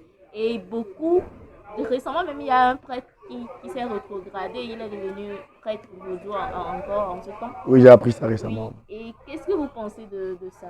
Je pense d'abord que ceux qui rétrogradent, c'est un peu comme tu prends une goutte d'eau pour mettre dans la mer. La mer est déjà vaste, une goutte d'eau va porter quoi? Ceux qui rétrogradent sont trop petits à ceux qui rétrogradent dans le christianisme. Ceux qui rétrogradent, la Bible est dans l'Apocalypse. Écoutez-moi, j'arrive à un moment où, disons la Bible est dans l'Apocalypse, que celui qui pêche continue. Que celui qui est saint reste saint. C'est-à-dire que nous sommes dans les moments où on ne doit pas forcer quelqu'un. Laissez les gens faire ce qu'ils veulent faire. Il y a un proverbe chez nous qui dit, quand quelqu'un te dit qu'il part, laisse-le partir. Quand il va courir le mur, il va revenir. Demandez aux femmes, il y a des gars qui vous disent, je ne veux plus de toi, il part. Après, il revient demander pardon. Laissez les gens partir. Maintenant, les gens disent que Jésus n'existe pas. Laissez-moi vous prouver le contraire simplement. Jésus est le seul qui est mentionné dans l'islam. On l'appelle Issa. Demandez aux musulmans. Les francs-maçons parlent de Jésus. Les bouddhistes même disent qu'entre 12 ans et 30 ans, Jésus était dans le temple de Bouddha. Les bouddhistes. C'est-à-dire que vous dites qu'il n'existe pas. Hein. Mais voilà les religions qui parlent de lui. Les rosés-chrétiens, dans la rose-croix à Moc, et pardon, il ne faut pas appeler les noms, ils vont dire que c'est un rosés-chrétien. Ils parlent de Christ. Quand on parle de rose-croix, ils parlent de la croix, ils parlent de christianisme là-bas. Ils parlent de Christ. Toutes les religions parlent de Christ. Quelqu'un qui n'existe pas, pourquoi on parle de lui comme ça? Il y a l'islam, il y a tout. Pourquoi on n'attaque pas les autres, mais on attaque seulement le christianisme? Vous devez vous poser une question. Mais pourquoi tous on les laisse là-bas? On laisse même les vaudous qui disent non, oui, ils ont importé le christianisme. Ok. L'islam ne vient pas de la Mecque. La Mecque là, c'est le coin là. Non, c'est à Tablibo. La Mecque là, c'est à Tchévier. Oui, comme elle a dit, on va la suivre. Mais pourquoi vous laissez ça pour venir sur les chrétiens? Ils ont peur aussi des musulmans parce que mes frères musulmans sont comme moi. La violence, ils sont tout caratifs. Allez parler d'eux. Ils vont brûler. Vous les connaissez. Eux là, on dit que quand tu meurs au nom de l'islam, tu as 10 vierges au ciel. Oh, les musulmans, ils aiment bien les femmes. Tu vois qu'ils même ils font polygamie. Donc si tu as essayé, ils vont mettre ton couvent là en feu. Ne les touchez pas. Nous, la frapper, nous, on ne va rien faire. Dieu nous a dit qu'on gifle là, on gifle ici. Il n'y a pas de problème. Mais qu'est-ce que je veux dire maintenant? Jésus n'existe pas. C'est une invention. Excuse-moi Sandra. est-ce que ce portable a été créé ici à Palimé? Non. Mais pourquoi on ne dit pas que ce portable est une invention? Et on attaque le christianisme qui est une invention. Le plus important n'est pas invention ou pas, c'est l'utilité de la chose. Les gens qui sont sur les réseaux sociaux, ils sont sur Facebook. Oh, Jésus c'est faux. Quittez sur Facebook, ça n'a pas été créé par nos ancêtres. Allez utiliser. C'est que vos ancêtres ont créé. Ils ont créé les balais pour voyager. Tu fais quoi dans l'avion? Prends un balai, va en France. Arrêtez d'accuser. En fait, ceux qui parlent de ça, excusez-moi, mais j'ai pitié pour eux. Oui. Bon, Jésus est une invention, j'accepte. Le jour où vous allez arrêter de parler sur Facebook, moi, je vais revenir avec vous. Vous allez arrêter de porter les habits des blancs, porter les habits du village, les kojos que nos parents portaient avant. Le jour où vous allez arrêter de manger, d'ailleurs, même beaucoup d'entre eux sont en Europe, en Amérique, et puis ils font les vidéos ici. Oui. Quittez là-bas, venez dans mon village ici, on va voir. Oui. Arrêtez de fatiguer. Jésus n'est pas votre camarade. Les frères, Jésus ne vous a pas forcé à devenir chrétien. Restez dans votre monde et laissez-le aussi à part. J'ai aimé l'intervention du grand frère King Mestre la dernière fois. Les gars lui ont demandé, est-ce que ça a quelque chose contre Jésus? Il dit non. Tant qu'il n'a rien contre moi, il n'a rien contre lui. Ça veut dire que si Jésus ne te touche pas, laisse-le. Il dit que crois en tes croyances, mais laisse-le là-bas de ses affaires. Donc, Jésus n'est pas une invention, parce que toutes les religions parlent de Jésus. Numéro 2, le plus important n'est pas qui a apporté Jésus, parce que même parfois, le voleur peut te faire retrouver des choses. Je vous donne un témoignage. Chez nous, une année, les voleurs étaient venus voler. Et quand ils sont partis, parce qu'ils ont tout renversé pour fouiller. Donc, il y a l'argent même que ma maman avait payé à son âme, elle ne savait pas. Quand on a soulevé les robes, on a vu l'argent des gens. Là, quand on ne savait pas que c'était là-bas. Je vous dis souvent, le voleur même va te dire découvrir des choses que tu ne savais pas. Donc, peu importe que ça vienne de l'Europe, d'abord, je vous dirais que ça ne viendrait pas de l'Europe. Parce que le christianisme vient d'Israël. Jésus est un juif, il n'est pas un français. Dans la Bible, on ne nous parle pas de la France, on nous parle de Jérusalem, on nous parle de Judée, de la Galilée. Donc, laissez vos affaires des Français. Et puis, qu'est-ce que la Bible a fait de mal aux gens? À part vous dire, tu ne voleras point, tu ne feras rien. La Bible, même d'abord, c'est la vie. Le christianisme, c'est la vie parce que Jésus est la source d'eau vive. Donc, je vais maintenant finir pour dire à ceux qui disent que Dieu est une pierre. Dieu n'est pas Jésus. Dieu est une pierre. D'autres adorent les pierres ici. Vous avez raison, Dieu est une pierre. Parce que Jésus est la pierre angulaire. Jésus est le rocher des âges. D'autres diront que Dieu est une eau. Oui, Dieu est une eau. Jésus est la source d'eau vive. Donc Jésus, elle dit, oui, Dieu est une eau, il est la source d'eau vive. D'autres diront que, elle dit que peu importe ce que vous dites, vous allez voir que Jésus est chacune de ces choses.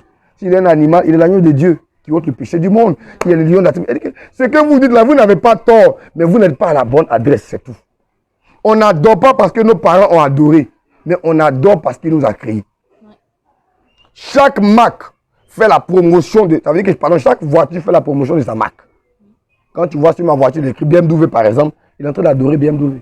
Ça veut dire que, tu ne dois pas adorer tes ancêtres, tu dois adorer celui qui t'a créé et qui t'a créé. C'est la question que tu dois te poser. Qui est mon créateur? Quand vous allez répondre à cette question, je pense que le monde va comprendre. Mais ce qui est sûr, vous devez comprendre que Jésus ne fera jamais l'unanimité. Aucune religion ne fera l'unanimité. C'est aussi ça qui fera de lui Dieu qu'il est. Voilà. Et pour finir, je vais vous dire que Dieu ne commence pas la Bible en se défendant ou dans un débat. On ne dit pas au commencement Dieu était, non, on dit au commencement Dieu a créé, Dieu créa les cieux. On dit que Dieu te dit ce qu'il a fait, il n'est pas là dans les débats. Si tu crois pas, lui n'est pas là. Donc moi, je ne suis pas là pour justifier Dieu. Je suis là pour parler de la part de Dieu. Donc croyez que Jésus existe, il est Dieu. Pour ceux qui ne croient pas, moi je veux qu'on ait des débats et ça veut dire qu'ils vont nous permettre de grandir. Pas des débats pour nous porter main. Des débats pour apprendre. Parce que souvent les gens font des débats pour se chauffer sur les plateaux. Non, ils ont des débats constructifs, pas destructifs.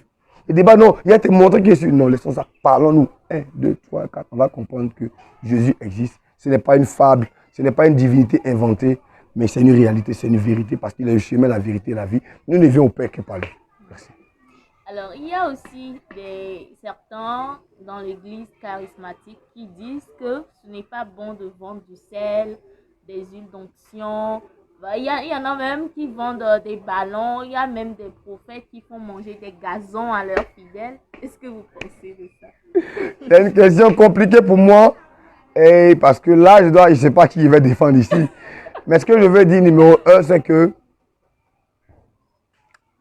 on a été appelés par Dieu tous, mais on n'a pas le même appel.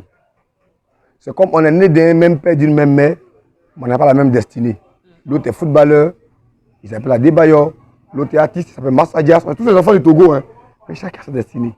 Donc celui qui vend l'eau, qui vend le sel et moi qui ne vends pas. On n'a pas le même. La question que je dois me poser, est-ce que j'ai le même appel avec lui?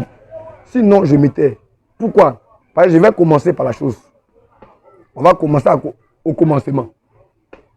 L'église qu'on appelle l'église la plus vieille, c'est l'église catholique romaine.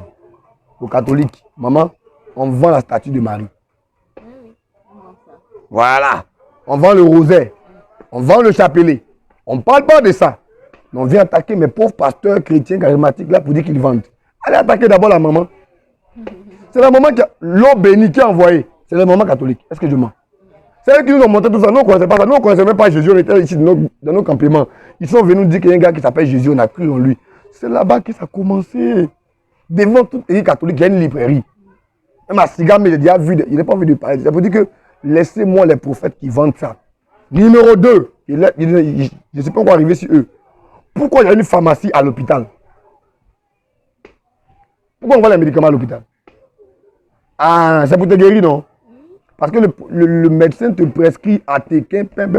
Quand le prophète finit de te décrypter, Dieu peut lui dire qu'elle doit utiliser l'huile d'onction. Donc, par exemple, que tu payes dehors, que tu payes ici, c'est la même huile. Souvent, d'autres vendent ça ici pour ne pas que les chrétiens se déplacent pour aller payer ça loin.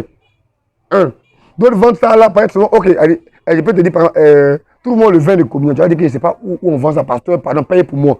Pour éviter ça, il ouvre une boutique à côté ou bien une chaîne de l'église. Il dit, ah papa, je me propose, moi dans mon église, par exemple, moi je ne vends pas ça. Mais il y a un fils qui m'a approché pour dire, papa, je veux vendre ça. Parce que souvent, les gens vont payer ailleurs. Oh, moi, je veux faire un business. C'est-à-dire que je vais faire un commerce. Parce que je sais que Dieu va me bénir, mais ce n'est pas les affaires. Pour éviter que l'argent aille loin, moi, je peux dire que non, attends, si tu fais, on va dire que c'est le pasteur qui t'a embauché. Donc, je ne veux pas qu'on me tague de tous les noms demain. C'est pour dire que parfois, ce n'est pas d'abord pour vendre la chose.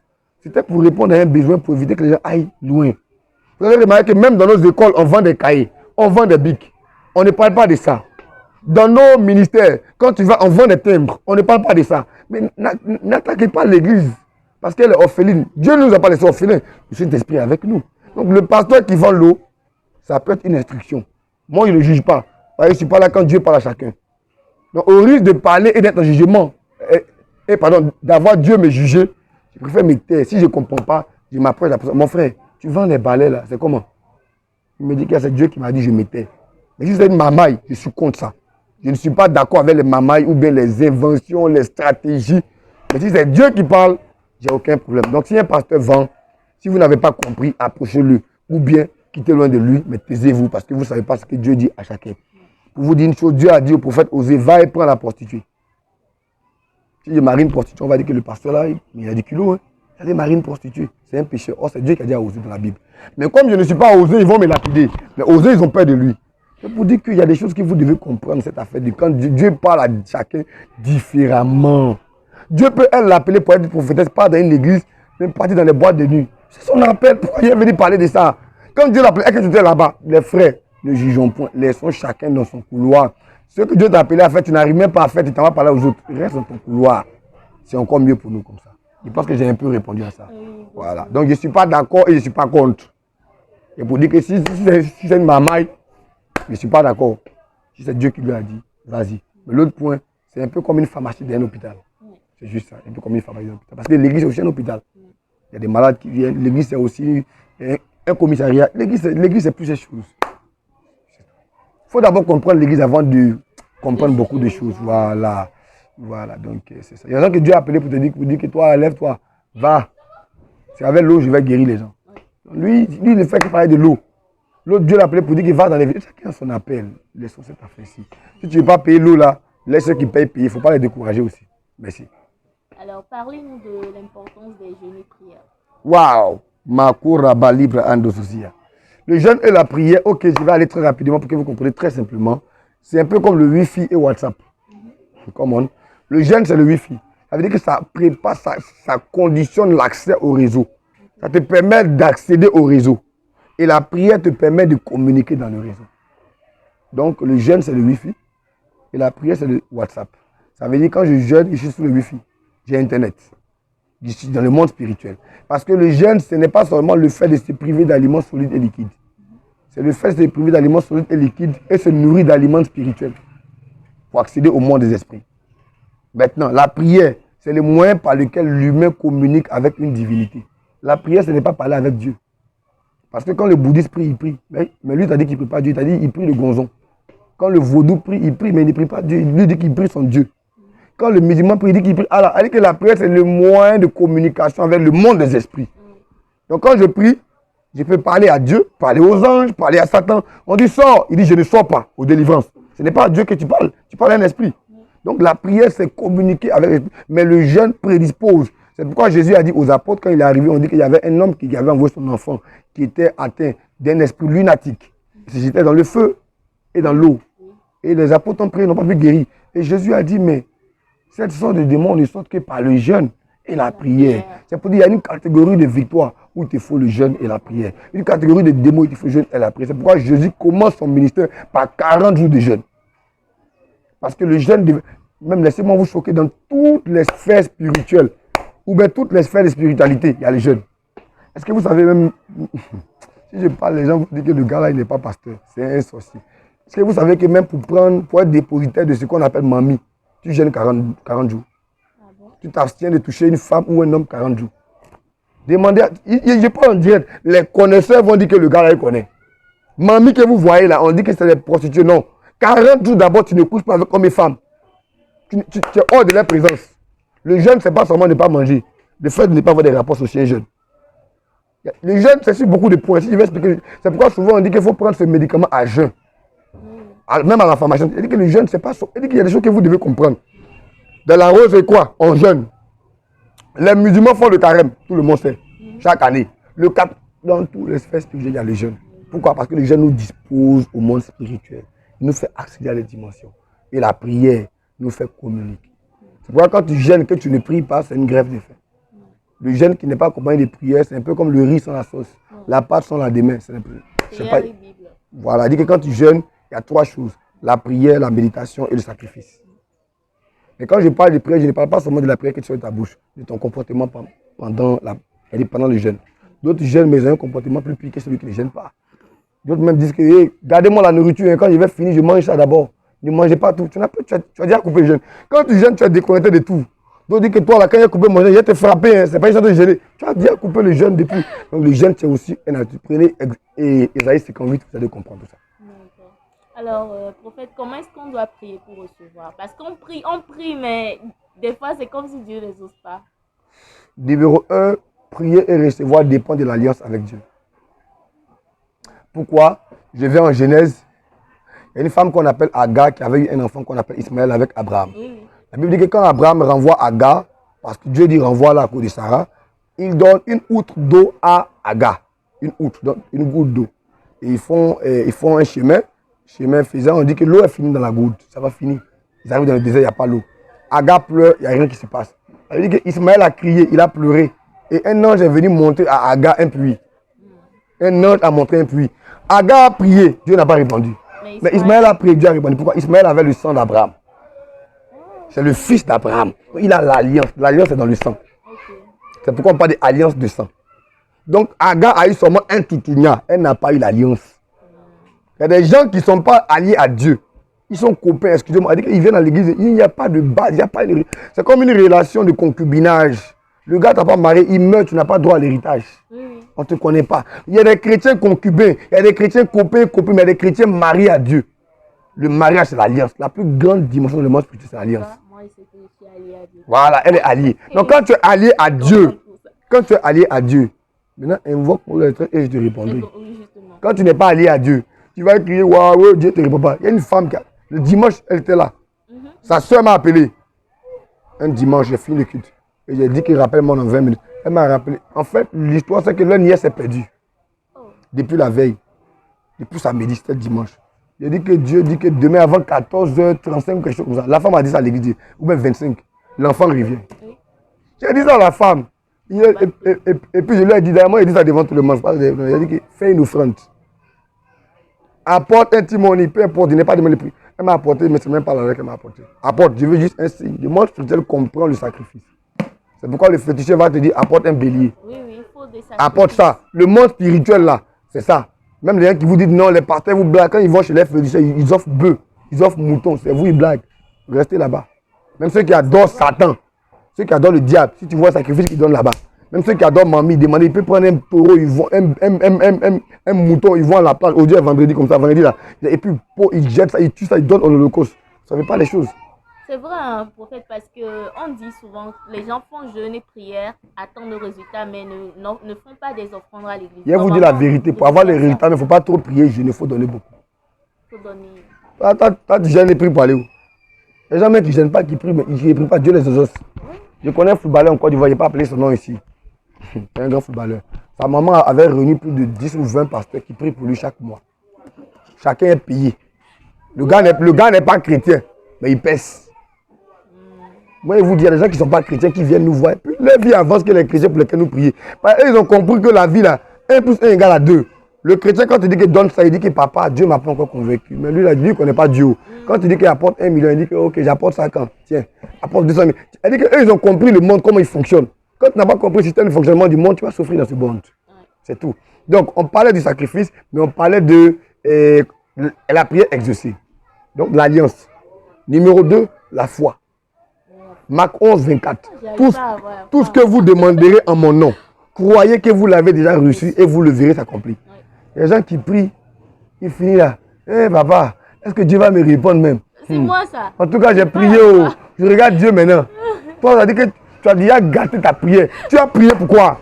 Fallait aller même tout tourner là-bas. C'était mieux que de perdre ton temps à prier ici. Oui, mon fils, ma fille. La foi là. Comment? En fait, ici? Non. En fait, je vais vous dire quelque chose de simple. Comment avoir la foi simplement? Il faut te dire que personne n'aura la foi en toi à part toi-même. Donc si toi-même tu ne crois pas en toi, personne ne croira en toi. À cause de ce que tu aimes vraiment ta vie, tu es condamné à avoir la foi sans penser à quelque chose, sans attendre quelque chose en retour. Sur la base de rien. Pourquoi? Attends, est-ce que tu veux échouer ta vie? Non. Donc tu dois te dire qu'à cause de ce que je veux réussir là, je n'ai pas droit à douter de ma vie. C'est pourquoi les païens ne vont pas à l'église, mais ils ont la foi. Ils ont la foi en leur vie. Ils disent que moi je vais réussir, puis ils réussissent. Ils n'attendent même pas un pasteur pour les motiver, même pas un coach pour les motiver. Ils se laissent motiver par leur ambition, par leur rêve. Arrivez à un niveau là, n'attendez plus qu'un pasteur vous prêche. Vous-même, motivez-vous à cause de ce que vous voulez atteindre comme objectif. Dites-vous que hey, j'ai beaucoup pleuré, mais je ne pleure plus. Moi, je dois réussir ma vie. Je ne suis pas né pour jouer. Et vous allez, votre foi sera naturelle. Il y a des types de foi, mais ce n'est pas important parce que Jésus a dit que si vous avez la foi comme une graine de sénévé, que la plus petite des graines, la montagne va se déplacer. La foi, quand vous croyez, ça arrive. Parce que la plupart des prières, vous avez dit tout à l'heure que, bon, ok, je n'ai pas dit ça, ils vont me taguer ici. Ils veulent dire que Jésus n'a pas fait de... Mais c'est la foi qui guérissait les gens. Tu vois, non? Il ne faut pas y parler fort ici. Voilà, donc c'est la foi qui guérissait les gens, la foi qui les sauvait. Voilà, on va parler là-bas fort. Après la foi, il faut faire ce qu'on appelle l'obéissance. Oui, l'obéissance. Parce que, écoutez-moi bien, quand vous priez, Dieu ne répond pas d'abord par les miracles, mais il répond par une révélation. Comment? Jérémie 33, verset 3. Invoque-moi au jour de la détresse. Je te répondrai. Je te montrerai les grandes choses que tu ne connais pas. C'est la partie que les gens ne lisent pas. Je te montrerai quoi? Quand ok, tu pries comme ça, Rabba, Shabba, Labba, Seigneur, je veux me marier. Il te dit, ok, Sandra, fais 3 jours de jeûne. D'abord. Moi, je connais une femme qui était dans un moment de jeûne, elle a prié. Ça, c'est un témoignage. Et elle est aux États-Unis. Et moi, j'étais à Abidjan. Et la nuit, Dieu me dit, appelle-la. Je l'appelle, je dis que Dieu dit que tu dois faire telle offrande. Elle m'a dit, papa, tu me dis, parce que ça faisait des mois que le monde n'avait pas, donc des années, on n'a pas parlé. Elle m'avait écrit 2 jours avant. Elle dit, oui, j'étais dans un moment de jeûne. J'ai dit à Dieu, oriente-moi, qu'est-ce que je dois faire? Et Dieu t'a parlé pour me parler. C'est pour dire qu'elle voulait entendre la réponse de Dieu, pas le miracle d'abord. Ils ont été confrontés au miracle de Jéricho. Ils ont prié, Seigneur, comment on fait? Dieu dit que tournez 7 fois. Avant que le miracle n'arrive, il y a une instruction. Donc, beaucoup disent que je prie, je ne vois rien, parce que tu pries, mais tu ne pries pas. La prière n'est pas parler à Dieu, mais parler avec Dieu. C'est comme un dialogue. La prière n'est pas un monologue. Je dis, Sandra, bonjour, tu me dis bonjour, prophète. Toi, tu pries, Dieu ne te répond pas, tu dis que tu as prié. Tu n'as pas prié. Tu as parlé à Dieu. Donc, beaucoup ne reçoivent rien parce qu'ils n'ont pas prié. Ils ont seulement parlé à Dieu.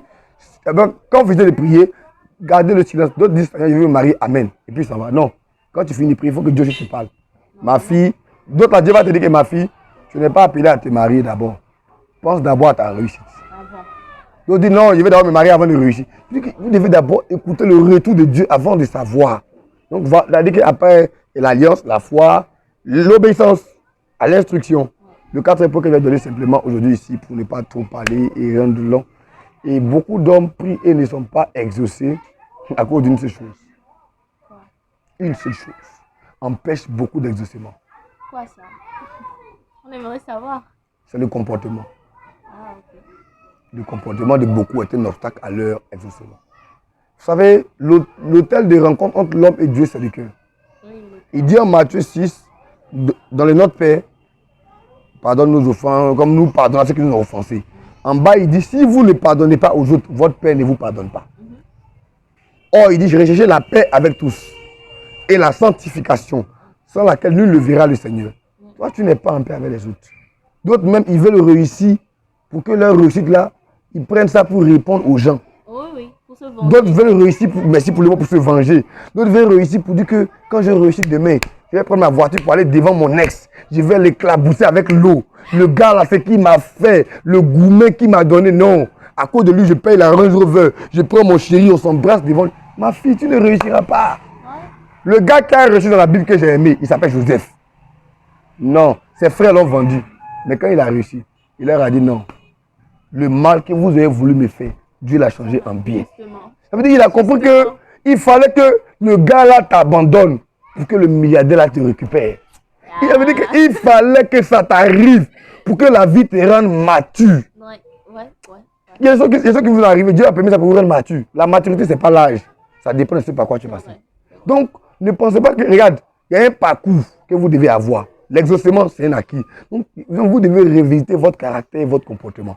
Peu importe le mal qu'on vous a fait, pardonnez. Je suis en train de parler à une femme, à un homme. Pardonnez aux autres. Parlez à quelqu'un. Il ne faut pas souhaiter réussir pour dire que, Seigneur, bénis-moi, ils vont voir. Non, laisse ça. Ça c'est le niveau primaire pour les chrétiens. Le niveau universitaire, Seigneur, bénis-moi pour être une bénédiction pour les autres. Bénis-moi pour bénir les orphelins. Il dit qu'il ne faut pas être là. Il y a des comportements que vous avez. C'est pourquoi il a dit, ma main n'est pas courte. Mon oreille n'est pas trop dure, mais vos péchés. Quand il parle de péché, ce n'est pas d'abord la fornication. Ce n'est pas l'adultère. Il parle du péché en termes du manque d'amour. Il parle du péché en termes de l'état de ton cœur. Tu es chrétien, tes dents sont noires, ton cœur est noir. C'est ça qu'on parle ici. D'autres, ils sont là. Alléluia. Quand tu quittes, il dit, regardez-moi le bâtard. Il dit qu'il y a des comportements qui empêchent Dieu. Parce que la même bouche qui parle à Dieu, bon, comment elle peut encore utiliser pour calomnier des pasteurs. Il y a même des chrétiens, mon pasteur, il n'est pas bien. Hein. Le gars qui t'impose les mains. Il y a des comportements simples qui empêchent la gloire de Dieu dans votre vie. Donc, c'est le cadre pour que je vais donner. Mais laissez-moi vous dire que Dieu répond vraiment aux prières. Et je prie pour toi pendant que tu m'écoutes. Tes prières qui sont pas exaucées depuis longtemps. Tu ressors ton témoignage. Avant la fin de ce mois de mars qui commence aujourd'hui, toi, tu vas témoigner au nom de Jésus. Que Dieu réponde à tes prières. Maintenant, je vais finir ça avec ça pour ça. C'est une question qui m'intéresse. Parce que d'autres prient, Dieu n'a pas répondu. Non, Dieu a répondu. La réponse de Dieu ne sera pas toujours oui. Ça sera aussi non. Parfois, tu dis, Seigneur, je veux ça. Et puis, lui te dit non. Mais tu dis non, depuis que j'ai pris, Dieu ne me donne pas. Non, Dieu ne veut pas que tu aies ça. Ou que tu aies ça maintenant. Pas que maintenant, mais Dieu ne veut pas que tu aies ça. Je prends le cas de quelqu'un. C'est un témoignage que je vais donner. Est-ce que vous savez que l'élévation donne du vertige? Quand Dieu vous élève trop, là, vous devenez arrogant, orgueilleux. Ah oui. C'est-à-dire, vertige, là, c'est l'arrogance. Oui. Ceux qui ont dit que d'autres, là, c'est comme je prends un exemple là. On dit que Dieu te donne jet privé aujourd'hui. Il ne faut pas se mentir. Chacun a un côté orgueilleux en lui. Ce côté-là va ressortir. Tu m'as bien regardé, tu penses qu'il est ton camarade. Moi, jet privé, hein. Tu penses surtout les gens qui partent en Europe. Voilà. Les gars qui mangeaient le aïmolou avec nous ici. Parce que maintenant, ils mangent un peu les McDonald's là-bas. Quand tu l'écris, dis, c'est qui, je ne me rappelle pas. Tu dis Bekpota, il dit Bekpota, c'est de quelle partie de la terre ça? Ah, Kofi, Kodjo, on peut faire ça.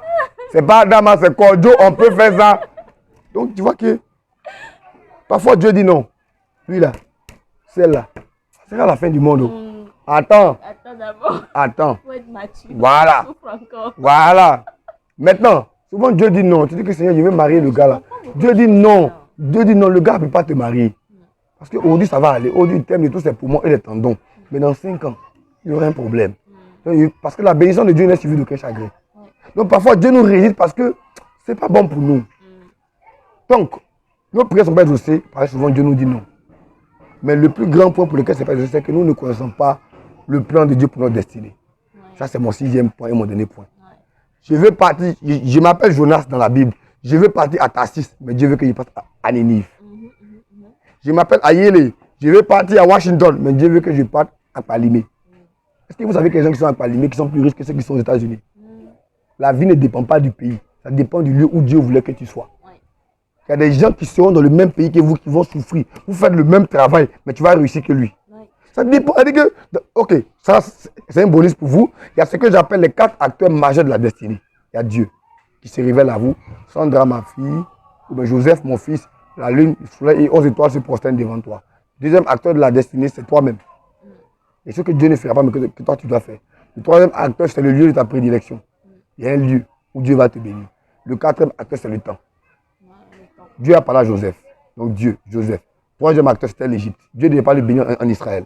Il allait rester là-bas, être un coussier de son père, aller surveiller les moutons. Mais en Égypte, on l'attendait pour devenir premier ministre. Quand il est arrivé là-bas, il n'est pas du premier, il y avait le temps qu'il fallait qu'il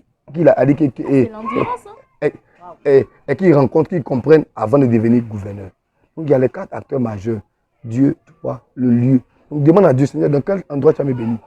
Peut-être que tu me regardes, tu as Lomé, tu souffres, même stage tu n'as pas. Mais ton travail se retrouve à Kara comme le directeur général. Toi tu dis non, moi je suis parti faire quoi à Kara? Je suis trop choco. Kara c'est pour les villageois. Au moins il fait quoi à Tabligo? Mon frère, c'est là-bas, ça y est. Tu es à Lomé, tu vas pleurer pour rien. Donc tu sais, si tu ne connais pas tout ça, après tu viens nous voir. On va dire que Seigneur, qu'est-ce que tu dis? On va dire que le gars, tu dois partir en France. L'autre sous va Lomé, mais va destiner en France. Voilà un modèle papa. Mamoudou Gassama. Les gens souffraient en Europe là-bas, les Maliens. Lui, il est arrivé. Il a sauvé un enfant, il a eu les papiers, bim.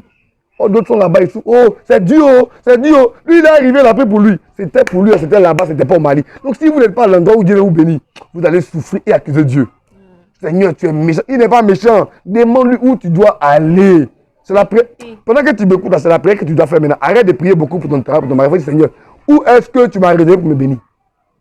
Je connais des gens, les pasteurs ivoiriens qui étaient jalomés avec moi, qui m'ont abandonné, qui sont partis à Abidjan, qui m'ont dit que le Togo est trop dur. D'autres me disent, mais comment tu as fait? Tu as une voiture, tout ça. J'ai dit que mon frère, c'était l'endroit où Dieu veut me bénir. Ce n'est pas souvent que tu as la grâce ou l'onction de quelqu'un. Quand c'est ta terre là, tu peux dire, ah, il va te donner 5 millions. Peut-être que, mais dans mon esprit, je sais qu'il y a une autre terre même qui ne m'attend pas. Tu vois qu'est-ce qu'il donne, c'est quand même puissant, non? Normalement, ça, c'est des choses que dans les conférences, normalement, on doit me payer au moins 15 millions l'heure. 15 millions. Mais ils perdent là gratuitement à Lomé. C'est pour dire que moi, j'ai prié, Seigneur, où tu m'attends? C'est pour dire qu'il y a des prières. Quand Dieu te montre où il t'attend, tu es en train de souffrir le gars ici. Oh, Dieu t'attend là-bas.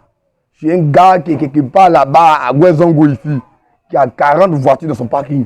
Quand il te rencontre, Sandra, tiens 4 voitures. Tu faisais quoi avec moi à Dido Gomé là-bas? Il fallait venir. C'est-à-dire que demander à Dieu, c'est tout quoi, Seigneur, où?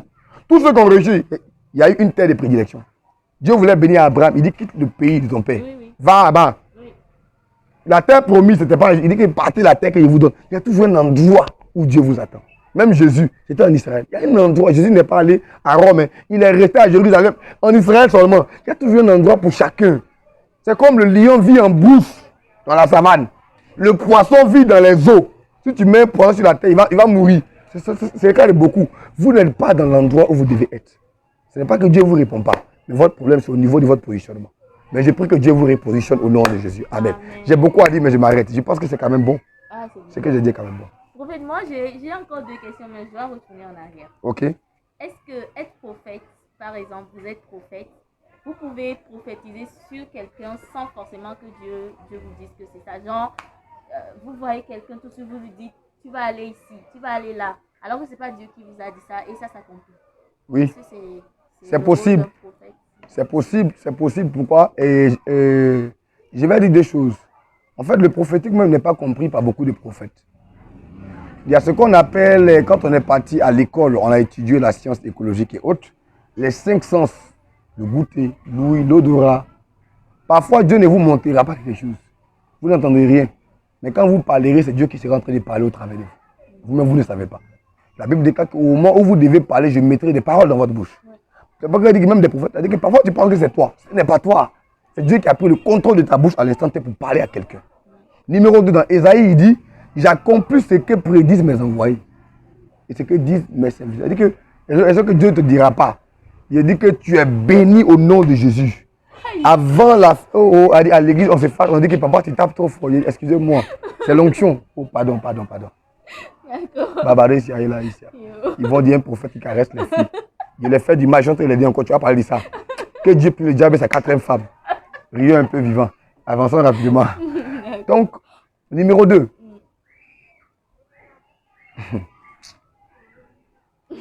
Dieu accomplit ce que tu dis pour être son serviteur. Dieu va accomplir. Ok. Il dit à la femme que demain à 14h, avant 30, ton enfant vient. Oui. Dieu ne m'a pas dit. Vous avez prophétisé. Merci. Ça s'est accompli. Parce qu'il y a une différence entre la révélation et la prophétie. La révélation, c'est ce que Dieu me dit. Mais la prophétie, c'est ce que je déclare. Bon, il y a beaucoup de choses sur lesquelles il n'a pas envie de rentrer pour expliquer même le message prophétique ici. C'est pourquoi tu peux quelqu'un, tu dis que toi, je te maudis. Dieu t'a parlé de maudire, et puis il est maudit. Oui. Voilà un fait palpable. Jésus qui arrive devant le figuier, qui ne porte pas de fruits. Il dit bien la Bible. Ce n'était même pas le temps des figuiers d'avoir des figues. Hein. C'est pour dire que ce n'est pas saison de mangue. Le manguier n'a même pas encore de mangue. Donc normalement, le manguier a raison. Ce n'est pas sa saison. Jésus dit, je te maudis. On dit, le figuier n'a plus porté de fruits. Est-ce que c'est Dieu qui a dit à Jésus de mourir le figuier? Dieu accomplit ce que dit ses serviteurs. Parce que, ok, je prends les gens terre à terre. Les policiers que nous voyons dans les rues, ils sont envoyés par le gouvernement, par l'armée, pour contrôle des papiers. Mais quand ils prennent ta pièce, le gouvernement lui a pas dit ça, le gouvernement a dit de vérifier, de faire ça. Mais lui, il sait ce qu'il doit faire maintenant dans ses fonctions. Parfois, il prend ta pièce là, excusez-moi du terme, mais c'est mes frères. Il te dit que mon frère, il faut donner 2000 et puis on règle ça, il faut laisser papier là. Est-ce que la banlieue a dit ça? Dans des fonctions, chacun sait ce qu'il doit faire. Un docteur n'a pas besoin, ok, mais un docteur peut venir te voir. Sandra, comment tu vas? Il dit non, ma bouche est amère, j'ai la nausée. Il va dire tu es enceinte. Il n'a pas fait test de grossesse. Hein. C'est pour dire, parce qu'il a étudié aussi la chose, il peut savoir même sans qu'il te diagnostique médicalement. En tant que prophète, tu me parles de ta vie, il ne va pas bien d'avoir que Dieu me parle. Je peux te dire parce que j'ai fait l'école de ça aussi. C'est aussi ça qu'il faut comprendre. Et voici les 3 dimensions. Souvent Dieu parle, mais l'homme même ne sait pas que c'est Dieu qui parle. 2, Dieu a accompli par être son serviteur. 3, pareil, tu as étudié la chose, tu peux parler. C'est tout. En fait, encore en arrière, et aujourd'hui, c'est aujourd'hui. Les rêves répétitifs. Il y a des rêves, tu le fais aujourd'hui, demain ou après une semaine, tu refais. Après, tu refais encore similaire. Est-ce que c'est Dieu toujours ou bien c'est quoi ces rêves répétitifs? On fait ça quelle valeur spirituelle? Les rêves répétitifs, généralement, sont des visions de Dieu qui doivent se réaliser. Je prends le premier cas majeur dans la Bible de rêve répétitif. C'est Joseph qui fait un rêve, qui a eu une vision. Il dit, j'ai eu encore un songe, j'ai vu mes frères. Il dit que j'ai vu mes frères en train de lier des gerbes. Et les gerbes sont couchées vers moi. Après, il dit, j'ai eu encore un songe. Le soleil, la lune, 11 étoiles se poursuivaient devant moi. C'était le même rêve sur notre apparence. Mais c'est Dieu qui lui montrait ce qu'il allait se répéter devant. Ses frères sont posternés devant lui. Pharaon fait un rêve. Il voit les vaches maigres et les vaches grasses. Il voit. Joseph lui dit que Dieu t'a montré ça 2 fois, après ça va arriver. Quand Dieu vous montre plusieurs fois, ou 2 fois minimum, ça va arriver. Quand Dieu vous montre, c'est pour dire que je suis en train de te parler, mais pourquoi tu ne me parles pas? C'est comme on dit, et Sandra, non mes chaussures. Tu m'as pas dit, oh Sandra, apporte mes chaussures, non. Il va encore, tant que tu n'as pas apporté, il va encore te dire non. C'est Dieu qui vous donne des messages. Ça, c'est la première dimension. Parfois, c'est le diable qui envoie des sons pour vous brouiller. Comme on appelle ça au début, il y a des choses qui viennent du diable. Donc, tu dois savoir d'abord la source du rêve, de Dieu ou du diable pour savoir. Dans tous les cas, c'est quelque chose qui doit se réaliser, qu'on te dit. Ou c'est quelque chose auquel Dieu veut te dire de travailler sur ça, mais que tu ne peux pas garder. C'est comme Dieu peut te faire un rêve pour te dire que arrête de mentir. Mais d'une manière ou d'une autre, plusieurs fois. Dieu veut te dire que si tu mens, ça va te causer un problème. Donc Dieu te parle vite. Voilà, donc c'est beaucoup cet aspect-là. C'est quelque chose qui va arriver et ça arrive. Ok, on va terminer d'un peu, hein. Avant dernière question. Amen. On dit que, il y a des gens qui disent le paradis et l'enfer c'est sur terre. Que si on meurt, il n'y a plus de paradis et d'enfer. Ça m'a fait rire parce qu'elle m'a rappelé la femme qui a dit le paradis sur terre. Où le paradis sur terre. Mais les gens vont dire que vous écoutez les musiques mondaines. Hein. Quand il roule ma voiture, puis il passe vers Limousine, là, tant que tu n'entends pas les morceaux qu'on chante là-bas, est-ce que c'est moi qui ai appris? C'est vers Champikilo qu'on chante là-bas, non? Faut me comprendre. On connaissait Champikilo aussi. Elle dit, quand tu roules ta voiture, tu ne vois pas. Elle dit, ok, comment tu connais la banque qui est sur la route là-bas? Les gens, arrêtez l'hypocrisie. Arrêtez-moi ça. Ils vont dire que le prophète écoute. Regarde, je suis votre prophète. Moi, je ne suis pas le prophète des chrétiens, le prophète des païens. Je connais mon appel. L'apôtre Paul dit, je suis l'apôtre des païens. Moi et les païens, là, on est des frères. Venez, on cause. Envoyez vos dîmes et vos offrandes. J'ai prié pour le pardon de vos péchés. Ils vont dire Amen. Que le gars, s'il a été quitté où? Maintenant, je te parle du paradis et du ciel. D'abord, il faut savoir que le paradis, c'est ce qu'on appelle la Nouvelle Jérusalem. Mais ça n'existe pas encore. L'enfer n'existe pas encore. Les gens vont dire, mais ceux qui meurent, ils vont où? Parce qu'on nous a dit que quand tu meurs, tu vas au paradis ou tu vas en enfer. Non. Lisez la parabole de Lazare et du mauvais riche. Quand on vient, je vous disais que j'ai vu Lazare et le mauvais riche. Dans la voiture, vous avez dit ça, non? Que je faisais avec un téléphone avec un prophète, que j'ai eu un songe, j'ai vu des... Moi, je crois que vous étiez en train de blaguer. Non, non, écoutez-moi bien. On dit, j'ai vu le pauvre Lazare dans le sein d'Abraham. Il y a un quartier au ciel qu'on appelle le sein d'Abraham. C'est là-bas que se trouvent les logements sociaux du ciel. Je n'ai pas envie de rentrer dans d'autres sphères là-bas. Parce qu'au ciel, il y a les logements sociaux aussi. Voilà. Et on a vu le mauvais riche où? Pas en enfer, dans le séjour des morts. Pas en enfer. Voilà. Donc ceux qui disent que le ciel, le paradis et la terre seront sur la terre là, je vous explique maintenant. La Bible dit qu'il y aura le règne de 1000 ans. Après le règne de 1000 ans, il y aura la guerre d'Armageddon. Et après tout ça, voilà ce qui va se passer. Dieu va créer de nouveaux cieux et de nouvelles terres. Et une nouvelle terre, pardon. Donc, elle dit que ce monde-là sera détruit. Donc, le nouveau cieux que Dieu va créer, le nouveau ciel que Dieu va créer, pardon, sera également ici. La nouvelle terre sera ici. Mais ce n'est pas la même terre. Donc, le paradis prendra forme sur cette terre sur laquelle nous sommes. Mais cette terre sera d'abord détruite. C'est comme avant, il y avait un monde. Genèse 1, verset 1, la terre était informe et vide. Il y avait un monde qui était détruit, que Dieu a dit que la lumière. Il y a un nouveau monde que Dieu a créé. Donc, effectivement, ça sera ici. Mais pas ici en termes de ici. Ici sera détruit et Dieu va apporter une nouvelle terre et de nouveaux cieux. Actuellement, il y a le séjour des morts qui existe. Ceux qui n'ont pas été bien. Le purgatoire n'existe pas. Il ne faut pas qu'on. Je suis prêt. S'il y a le feu là-bas, tu n'as pas lu dans le purgatoire. Le purgatoire, c'est l'endroit où on nous dit que quand quelqu'un meurt, il va d'abord là-bas. Il faut payer des messes, il faut payer et il va au ciel. On apprend ça parfois. Ça n'existe pas. Lisez bien la Bible. On dit quand il est mort, j'ai retrouvé dans le séjour des morts. Et Lazare était dans le sein d'Abraham. On nous a consolé. On va chercher deux endroits qui existent. Le séjour d'Abraham, et par le sein d'Abraham et celui des morts. Ceux qui n'ont pas été trouvés juste présentement, qui meurent, ils vont là-bas. Et là-bas, il y a le feu. Là-bas, ils sont dans les souffrances. Mais c'est comme quand on t'arrête d'abord. On ne t'envoie pas en prison, on t'envoie au commissariat. C'est ça. On te garde là-bas un peu. Quand ça fait 3 jours, on te défait. Actuellement, ils sont au commissariat. Ils ne sont pas encore en enfer. C'est quand Dieu va tout détruire. Les gens qui sont morts depuis des années sont toujours au commissariat. Au commissariat. Avant d'aller en enfer. Oui, maintenant l'enfer, maintenant, prochainement, on parlera de qui ira en enfer, qui ira au ciel. Tout le monde n'ira pas en enfer. Moi, je ne vais pas en enfer, je vais au ciel. Amen. Voilà, réellement, tous ceux qui sont ici, on va au ciel. N'ayez pas peur. Après, je vais vous expliquer qui va au ciel. Si je parle ici, les gens vont dire que le pasteur est venu gâter notre théologie. Déjà, mais ils vont beaucoup me lapider. C'est sûr. Il a dit beaucoup de choses qui les dérangent ici. Donc, alors, prophète, avant de terminer, vous allez donner vos coordonnées. Moi, j'ai une dernière question. Ok. Voilà. Bon, je vais dire la question. Quels sont les interdits du christianisme? Waouh! C'est une question forte. On confond tout à la fois. En fait, le christianisme, comme j'ai dit tantôt, c'est la vie. Et quand on parle de la vie même a des interdits. Je prends un exemple simple. Aujourd'hui, nous avons beaucoup de problèmes dans nos couples. Et je vous disais tout à l'heure ici que les problèmes des couples ne se résolvent pas d'abord par la prière. Mais je vous ai dit, et je répète qu'un cristal de menthe peut résoudre les problèmes de couple.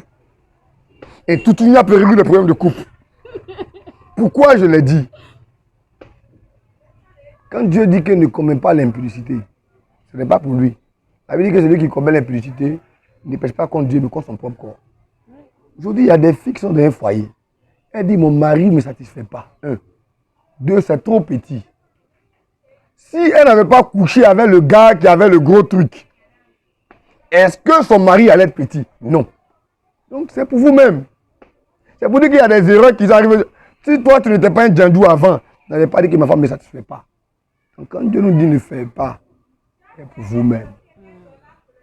Quand on vous dit ne bois pas les liqueurs fortes et autres, quand tu auras des problèmes au niveau de ton foie, c'est Dieu, c'est ton corps. Donc, l'intérêt du christianisme, c'est tout ce que vous savez. Vous-même, vous savez l'intérêt du christianisme. Ne venez pas me demander, vous savez tout.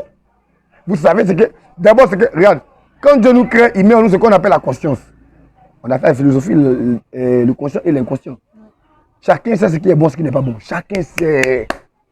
Par exemple, ne pas bien te dire que chez la femme de ton ami, c'est pas bon. Quand même, tu sais. Même notre tradition parle alors et tous ces consorts. Il y a peut-être que même notre tradition nous prend que la vie a des interdits. La vie d'abord. Donc le christianisme, c'est d'abord la vie. Voilà. C'est pourquoi l'autre là a dit godo godo pour la vie. En fait, c'est la vie qui a des interdits. Donc vous devez comprendre ça. Donc les interdits du christianisme sont multiples. On ne peut pas tout citer ici. C'est nombreux. Nombreux. Mais Dieu sait aussi que l'homme a des faiblesses. Mais c'est quand ta faiblesse devient ton domicile que Dieu se fâche. Tu peux t'arriver de tomber, Dieu va dire que non, ma fille là. Parce qu'en fait, il y a des péchés que tu commets, Dieu dit que oui, ma fille, toi-même tu devais pécher parce que c'était la situation, c'était le temps. Il n'y a pas de problème. Mais quand toi-même, tu deviens le docteur agrégé en péché, Dieu dit que ça c'est grave. Je prends un exemple, il a dit que bon, les sensationnels vont dire que le pasteur n'est pas bien converti ici. Amen. Donc, il y a beaucoup d'intérêts dans le christianisme. Mais le premier interdit que je vais donner, c'est de ne pas avoir une vie qui est semblable à Christ. Dans le sens de l'amour que Christ a pour le monde. On dit que nous étions encore pécheurs quand Dieu nous a aimés et a porté son Fils mourir pour nous. Donc, quand tu n'as pas l'amour, c'est d'abord un péché que moi je considère le plus grave. L'intérêt du christianisme, c'est de ne pas avoir une vie de prière. Il y a des gens qui n'ont même pas prié depuis le matin jusqu'au soir. Même pas Seigneur, merci, Seigneur, accompagne-moi. C'est un péché. Quand on parle du péché d'abord, les gens voient d'abord les péchés sexuels. Non, le péché d'abord spirituel. Le plus grand intérêt du christianisme, je vais vous le dire, c'est l'idolâtrie. L'idolâtrie. D'autres sont chrétiens le dimanche. Vendredi, il est chez le féticheur du quartier. Le jeudi, il est chez le... Vous comprenez un peu? Excusez-moi, ils sont même des pasteurs, mais ils ont des fétiches, des doudous. Ça, c'est le plus grand. Dieu n'a... Oh Seigneur, ta grâce. Aide-moi. Il ne faut pas qu'il me lapide ici. Dieu n'avait rien de mal contre les 1000 femmes que Salomon a eues. Mais où Dieu s'est fâché contre Salomon, c'est quand Salomon a commencé à adorer les dieux des 12 femmes et des 1000 femmes. On dit Salomon a commencé à adorer les dieux égyptiens. Ah, staté. Dieu dit que mon fils l'a perdu. Je n'ai pas dû ayer beaucoup de femmes, hein, mais j'ai dit que le plus important, ce n'était pas d'abord ça. C'était l'action que Salomon avait commencé à faire après. L'autre péché, c'est quand tu voles Dieu. Il ne paye pas les dîmes. On dit non, c'est les inventions des pasteurs. Non, les pasteurs prennent ça. Non, la dîme. D'autres même disent même que non, la Bible a dit qu'on ne paye pas la dîme. La dîme, c'est la loi. Jésus n'a pas la dîme. La dîme, c'est avant la loi. La première fois qu'on parle de la dîme, c'est au temps d'Abraham. Abraham n'était pas sous la loi. Donc, il y a voici des péchés graves que vous commettez. Ne pas payer la dîme est un péché. Ne pas avoir une vie de jeune est un péché. Ne pas être consacré, sanctifié est un péché. Tout ça, c'est des péchés que vous connaissez à la limite. Parce qu'il y a aussi le péché et l'abomination. Oui. L'impudicité est un péché, mais l'homosexualité est une abomination. Donc, voici encore d'autres choses.